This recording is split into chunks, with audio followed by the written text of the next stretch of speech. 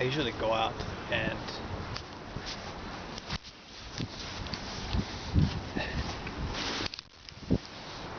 almost every morning and record myself. I don't record myself, but I'm gonna try to do it now. I still feel a little embarrassed to do it, but let me try, let me do it. Okay, people are passing by.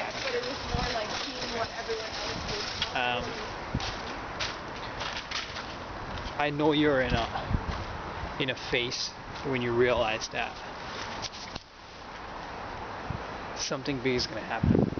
And I recently had this revelation in my mind where I've been investing so much of my time and energy into this company that in reality won't really do anything for me when I have done so much for it. And it's one of those revelations where, you know how like older people become like these senior vice presidents and so on, and then they have this regret of saying, why did I spend my whole life to this company that to this day I feel like I haven't done anything with my life, I haven't been with my family, I haven't done this, I haven't done that. That's how I feel right now. But I'm very glad that I captured it, caught it when I've only been 6 years in, and I'm 31, close to be 32 as I said. And this is one of, this revelation is like, am I wasting my time? Am I wasting my life? How do I stop? But how do I get to the US without having to work for these massive organizations and in hopes of getting sponsored? Is it a way of, by the way, look at this.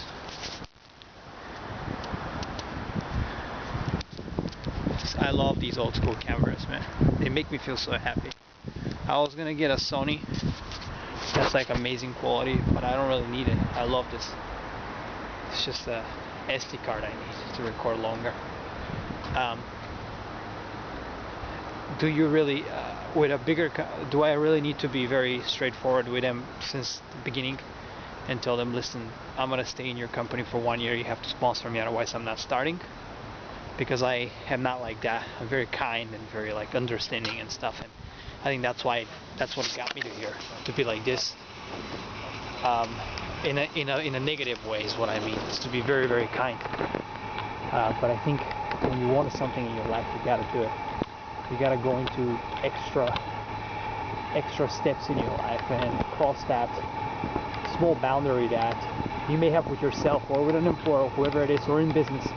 Cross that line a little bit to get on the other side of a success. And I think most of the people that have done this and moved around for different companies, they've done it because they were horrible in a sense as well. Like I know a lot of people in my company have done it in a horrible way, like kissed ass,